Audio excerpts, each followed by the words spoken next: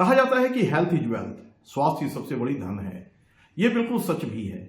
आज के इस वीडियो को आप शुरू से अंत तक जरूर देखें, क्योंकि ये आपके और आपके परिवार के सदस्यों के स्वास्थ्य से जुड़ी हुई है और बहुत ही महत्वपूर्ण है। इस वीडियो में हम लोग 3 प्रमुख बातों पर डिस्कस करेंगे। नंबर 1, एलोपैथिक मेडिसिन कितने प्रकार के होते हैं। नंबर 2, हमें कब इनका प्रयोग करना चाहिए, कब नहीं।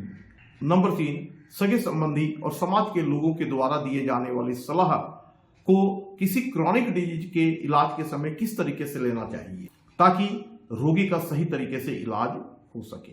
ये 3 पॉइंट्स काफी महत्वपूर्ण है और इन्हें जानकर ही आप सही तरीके से बिना हानिकारक प्रभाव के अपना या अपने सगे संबंधियों का इलाज करवा सकते हैं। सबसे पहले हम लोग पॉइंट 1 पर डिस्कस करते हैं कि एलोपैथी में कितनी तरह की दवाइयां होती है और इसे किस तरीके से प्रयोग में लाया जाना चाहिए। इसे हर सामान्य आदमी को जानना बहुत ही अधिक जरूरी है। वैसे तो देखा जाए तो एलोपैथी में अनेक तरह की दवाइयां होती है, लेकिन यदि इन्हें कैटेगराइज किया जाए तो ये प्रमुख रूप से 5 तरीके की हो जाती है। Number 1, antibiotics. Number 2, analgesic. Number 3, antipyretic. Number 4, anti depressant और नंबर 5, स्टेरॉइड। इसके अलावा जो दवाइयां होती है वो कुछ अन्य मेडिसिन होती है जो कुछ विशेष परिस्थितियों में प्रयोग में लाई जाती है। अब इन दवाइयों को जो कि सामान्य तरीके से लगभग हर पेशेंट को दी जाती है, इन्हें जानना बहुत अधिक जरूरी है। एंटीबायोटिक्स जो होते हैं वो एक ऐसी दवा है जो हमारे इम्यून सिस्टम को आर्टिफिशियली यानी कि कृत्रिम तरीके से बूस्ट करते हैं, बढ़ाते हैं और रोग से लड़ने में हमें सहयोग देते हैं। लेकिन जब इन दवाइयों का प्रयोग अधिक समय तक किया जाता है तो हमारा इम्यून सिस्टम इससे प्रभावित होने लगता है, इससे डैमेज होने लगता है, क्योंकि एलोपैथिक दवाइयां कुछ समय प्रयोग किए जाने के बाद हमारे शरीर में रेजिस्ट कर जाती है और हमें लाभ पहुंचाने के स्थान पर हानि पहुंचाने लगती है। इस प्रकार किसी भी प्रकार के एंटीबायोटिक्स मेडिसिन का प्रयोग बहुत लंबे समय तक कभी नहीं करना चाहिए। अब आते हैं एनाल्जेसिक मेडिसिन पर। सामान्य रूप से आप इसे जाने, एनाल्जेसिक के अंतर्गत किसी भी प्रकार के पेन किलर आते हैं। पेन किलर जिसे सामान्य भाषा में आप सभी लोग जानते होंगे पैरासीटामोल, लेकिन पैरासीटामोल में भी कुछ अधिक शक्तिशाली पेन किलर होते हैं जिनका प्रयोग बहुत अधिक दर्द के लिए किया जाता है। सामान्य और मीडियम रेंज के जो दर्द होते हैं उनके लिए साधारण पैरासीटामोल का ही प्रयोग किया जाता है, लेकिन जब दर्द अधिक हो जाते हैं तो बहुत ही अधिक तीव्र एनाल्जेसिक का प्रयोग किया जाता है जो हमें काफी हानि पहुंचाते हैं। किसी भी परिस्थिति में हमें एनाल्जेसिक दवाइयों का प्रयोग लंबे समय तक बिल्कुल नहीं करना चाहिए। ये वो दवाइयां हैं जो हमारे लीवर, हमारे किडनी को हानि पहुंचाती है। ढेर सारे ऐसे पेशेंट आपको मिल जाएंगे जो लीवर या किडनी के रोग से ग्रसित हो गए हैं केवल इन पेन किलर दवाइयों के प्रयोग के कारण। किसी को सर दर्द हो रहा हो, गले में दर्द हो रहा हो, शरीर में दर्द हो रहा हो, पेट में दर्द हो रहा हो, तुरंत वो किसी मेडिकल शॉप पर जाते हैं और एक पेन किलर खरीद कर खा लेते हैं। यदि इन दवाइयों को लंबे समय तक अपने शरीर को आराम देने के लिए प्रयोग में लाया जाता है तो आगे चलकर इन्हीं दवाइयों के माध्यम से हमारे किडनी और लीवर को हानि पहुंचती है और फिर हम अपने प्राण को भी खो बैठते हैं। इस प्रकार एनाल्जेसिक दवाइयों का प्रयोग करने में आपको 100% सतर्क होना चाहिए और लंबे समय तक कभी भी किसी भी प्रकार के पेन किलर का प्रयोग ना करें। अब हम लोग बातें करते हैं एंटीपायरेटिक मेडिसिन की।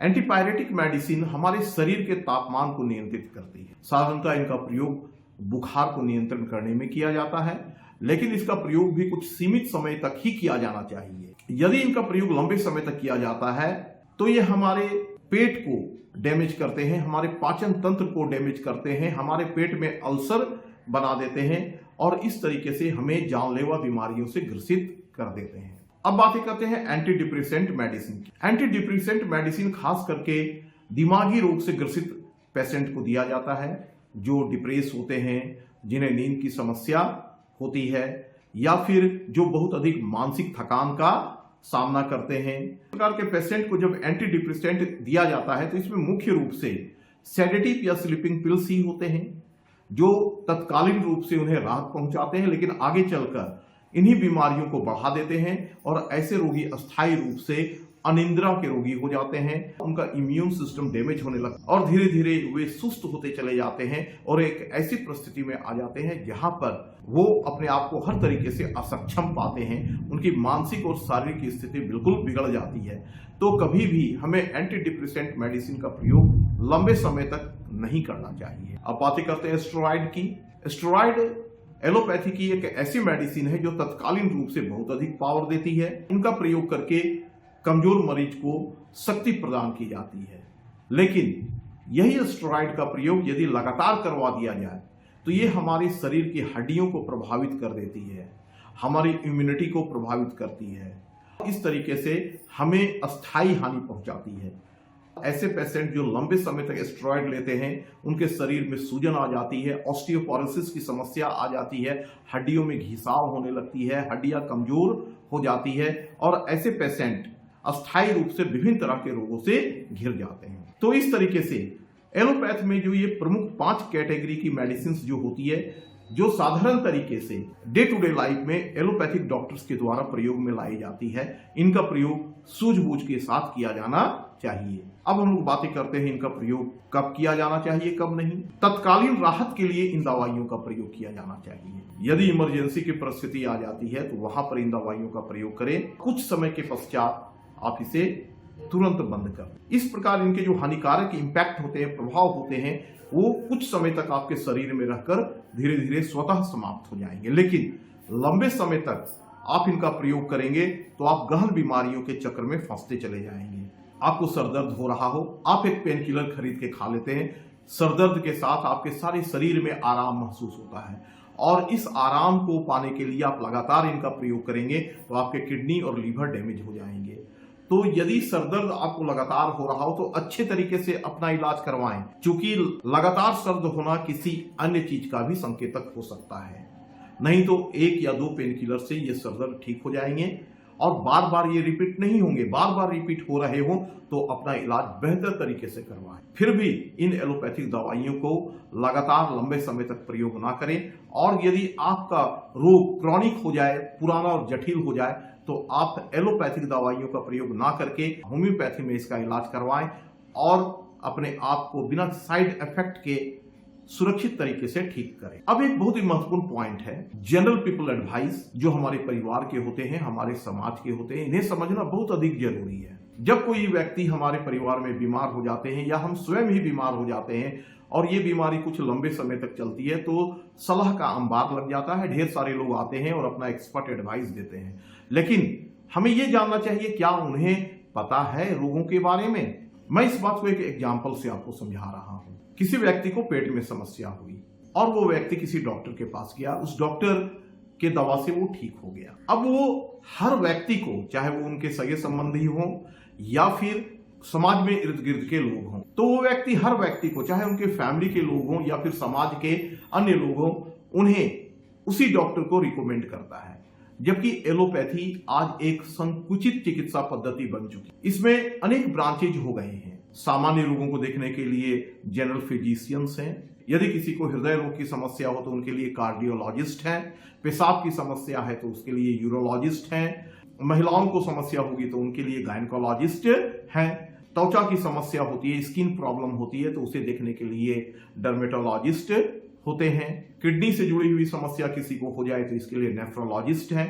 इस तरीके से आज एलोपैथी संकुचित होकर एक विशेष अंग की चिकित्सा में फंस गया है। इसके लिए बहुत ही संकुचित डॉक्टर्स भी हो गए हैं, एक चीज के लिए स्पेशलिस्ट, लेकिन सामान्य रूप से पैसे कमाने के लिए आज एलोपैथिक डॉक्टर जनरल डॉक्टर की तरह बिहेव करने लगे हैं।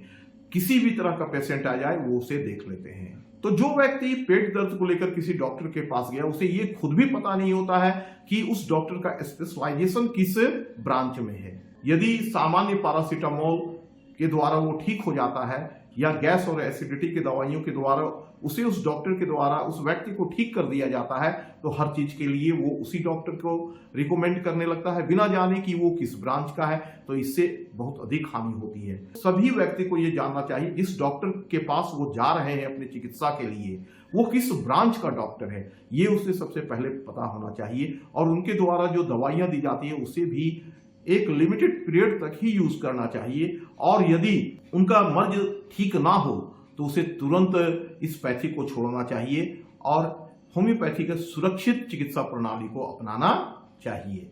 लेकिन कुछ जगह ऐसी होती है जहां पर एलोपैथी में जाना बहुत आवश्यक होता है, जैसे तत्कालीन राहत के लिए।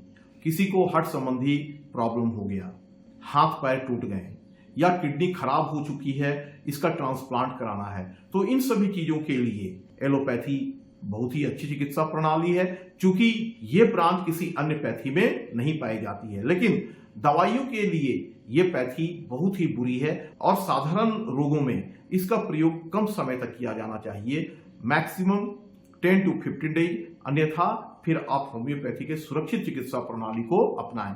ये अंदर से काम करती है, जिसके कारण इसमें रोग को ठीक होने में कुछ समय लगता है, तो लोगों की मानसिकता होती है कि ये काम नहीं कर रही है। वस्तुतः ये अंदर से उस रोग को ठीक कर रही है और लास्ट में ये बाहर परिलक्षित होती है।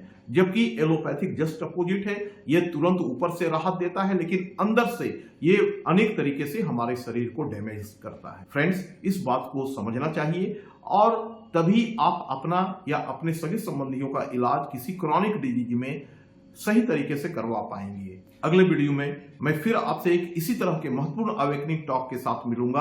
आप इस महत्वपूर्ण जानकारी को शेयर करें और चैनल पर नए हैं तो इसे सब्सक्राइब करें।